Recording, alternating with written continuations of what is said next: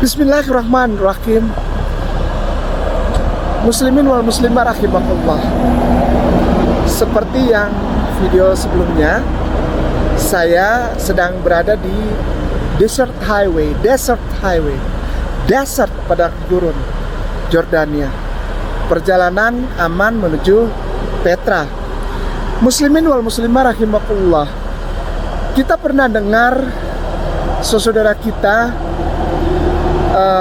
Kristen Katolik yang menceritakan tentang pertemuan salah seorang orang suci mereka namanya Paulus dengan Yesus di perjalanan antara dari Yerusalem kota suci menuju Damaskus. Dalam perjalanan Paulus menuju Damaskus itu disebutkan bahwa Paulus melihat Yesus turun dalam bentuk sinar. Muslimin wal muslimah rahimakumullah, dengan segala kerendahan hati aku ingin beritahukan, itu hal yang nonsens. Nonsens. Muslimin wal muslimah rahimakumullah, ini padang gurun. Perjalanan ke Damaskus itu ya seperti ini. Seperti ini, dan belum ada bis, belum ada mobil, belum ada minum, belum ada. Alangkah tidak masuk akal Paulus bilang dia melihat cahaya itu. Dia dehidrasi. Paulus itu dehidrasi. Paulus dehidrasi. Jatuh dia. Biasanya orang yang pingsan itu seperti melihat cahaya baru pingsan. Tidak ada yang bisa wajar ya, wajar dalam perjalanan di padang gurun. Come on, ini padang gurun, ini padang gurun ini. Padang gurun. Muslimin wal muslimah rahimakumullah. Jika ada anak-anak kita, adik-adik kita, muslimin wal muslimah muda yang mendapat cerita tentang Paulus bertemu Yesus di padang gurun, bilang, Paulus itu tidak pernah bertemu Yesus. Yesus nanti datang lagi dalam bentuk daging. Seperti dia naik, beliau itu Isa itu diangkat naik dengan jasmaniahnya, maka beliau Nabi Isa alaihissalam akan turun dengan jasmaniahnya. Tidak ada pertemuan dengan roh Yesus. Panas ini. Panas. Sampaikan kepada anak-anak muda kita, banyak hal yang tidak logis di dalam penulisan kitab suci mereka, sehingga membuat kita tidak bisa menyatakan bahwa kitab suci mereka adalah firman Allah. Dari desert highway Jordania, untuk Anda semua muslimin wal muslimah rahimakumullah, pemirsa Ayah Sofia Mualaf Center dari Kainama. Barakallah. Assalamualaikum warahmatullahi wabarakatuh. Ini titik awal kita jalan. Welcome to Petra. Jadi ini titik awal kita jalan, ini pusatnya, senternya. Sebelum kita sampai ke tempatnya, yuk. Ya, bersama semuanya nih, kumpul nih. Welcome to Petra. Ini titik awal kita jalannya. Barakallahu fikum. Assalamualaikum warahmatullahi wabarakatuh. Di belakang ada tulisan I love Petra. I love Petra. Ini titik awalnya. Setelah tadi di atas, ini titik awal kita jalan untuk memulai perjalanan menuju Petranya. Nah, memang jalannya menurun. Ya. Nanti pulangnya baru naik. Pulangnya naik. Tapi awal kita jalan itu turun. Ya. Kita jalan ini. Welcome to Petra. Welcome to Petra. Welcome to Petra. Muslimin wal muslimah rahimakumullah, jalan awalnya itu agak turun, memang menurun. Nanti pulangnya baru naik. Ya, ini perbukitan Petra. Perbukitan Petra. Jadi naik ke Petra gitu. Petra artinya batu karang. Keva, murid Yesus, itu diberi nama Petra, yang artinya batu karang. Barakallahu fikum. Assalamualaikum warahmatullahi wabarakatuh. Bismillahirrahmanirrahim. Assalamualaikum warahmatullahi wabarakatuh. Ini etapa pertama di Petra.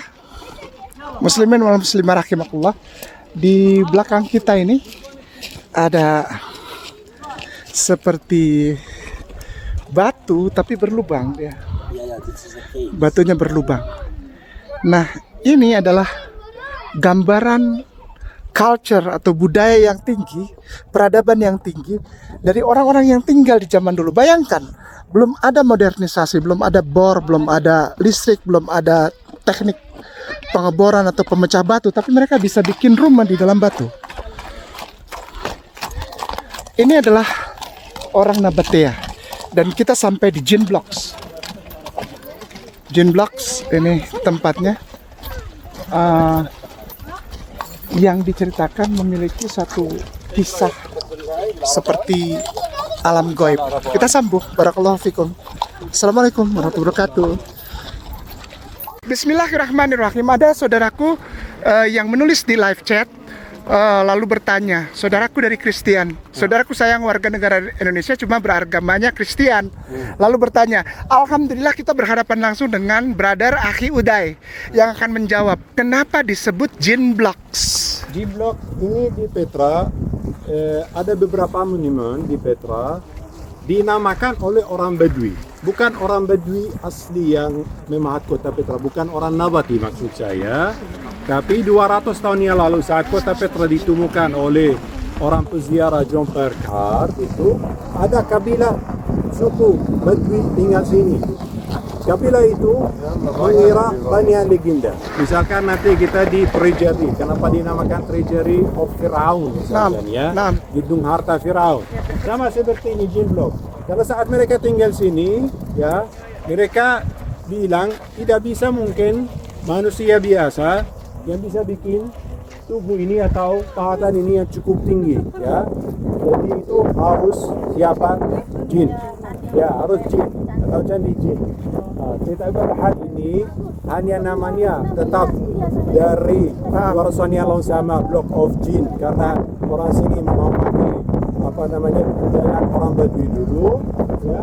Tetapi ini tempat persembahan, bahkan kita yang sebelah kiri ya Block of Jin, padahal bentuknya mirip dengan bentuk bangunan Al-Ka'bah di Makkah.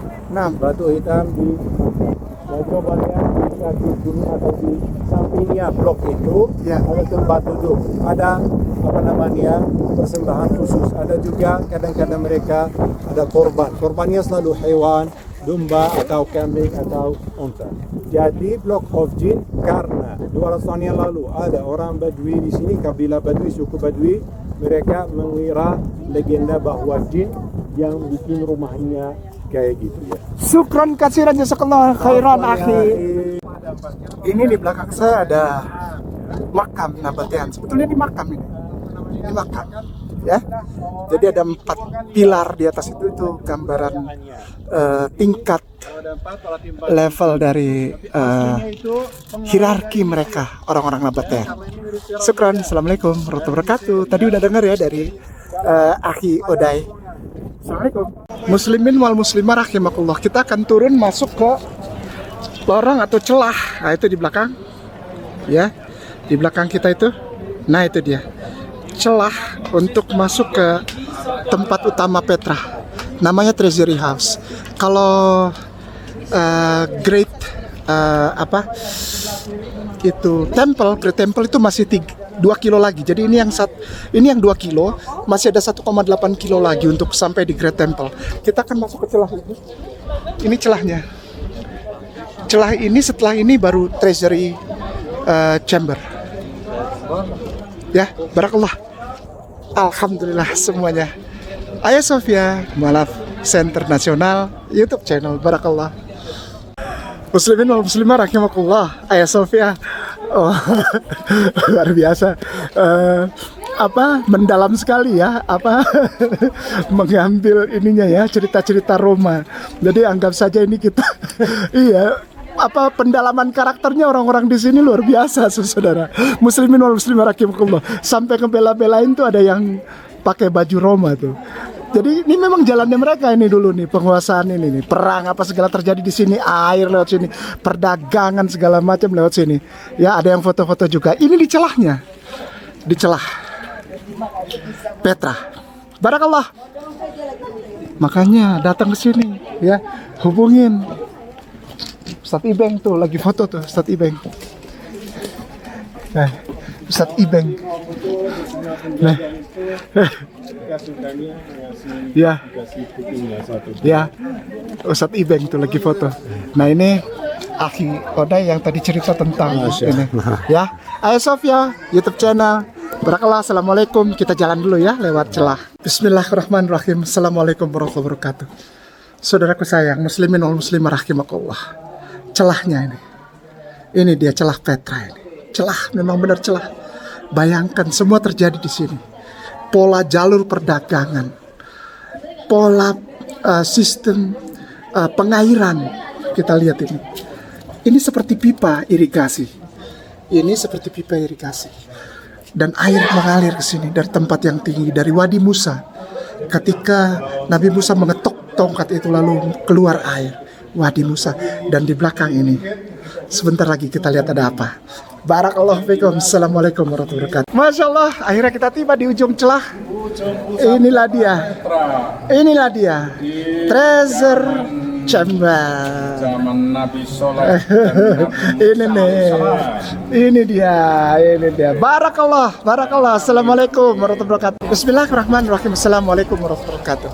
Kainama dan Bunda Eliana, Ustazah, Ana tiba di Treasure Chamber Petra. Muslimin wal muslimah rahimakumullah. Ayah Sofia Walaf Center Nasional YouTube channel. Barakallahu fikum. Assalamualaikum warahmatullahi wabarakatuh. Bismillahirrahmanirrahim. Assalamualaikum warahmatullahi wabarakatuh. Nabateans adalah peradaban yang luar biasa yang dicatat oleh Al-Quranul Karim, dan juga tentu saja ternyata ada tertulis di dalam kitab sebelum Al-Quranul Karim, namanya Kitab Tanah. Di dalam Kitab Tanah ini diceritakan di dalam Torahnya, yaitu di dalam Kitab Shemot. Di dalam Kitab Shemot ketika Nabi Musa, Moshe Rabenu keluar dari tanah Mesir lalu menuju ke tanah perjanjian, itu beliau melewati daerah Jordania. Lalu di depan tadi kita sudah sama-sama mendengarkan bahwa ada namanya Wadi Musa. Di sana di tempat Nabi Musa menurut orang-orang di Jordan mengetuk batu, lalu dari situ keluar air, dan air itu menjadi sumber air yang luar biasa disebut Wadi Musa. Di Jordan juga ada namanya Jabal Harun. Dipercaya atau sebagai kisah turun-temurun, itu adalah makam dari Nabi Harun alaihissalam yang adalah kakak dari Nabi Musa alaihissalam. Ini menurut versi cerita Jordan. Dan ini di belakang namanya disebut Treasury Chamber. Ini adalah tempat untuk harta karun katanya begitu. Tapi yang jelas di sini adalah sebetulnya ini adalah kuil penyembahan pagan. Karena yang terpahat di situ itu bukan gambar-gambar yang agama monoteisme, bukan agama monoteisme di belakang.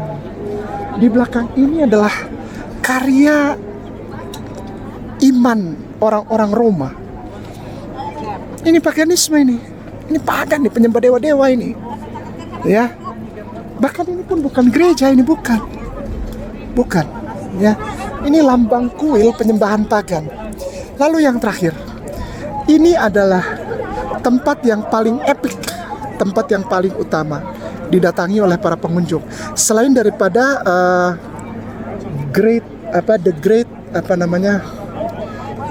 kuil itu yang ada di 1 kilo lagi dari sini. Besar juga itu, besar. Tapi intinya di sini, kenapa? Karena ini keluar dari celah itu. Yang kalau dilihat dari atas itu disebut sebagai lembah Kota Mawar. Sekali lagi, lembah Kota Mawar. Kenapa? Nah, ini baru saya jawab.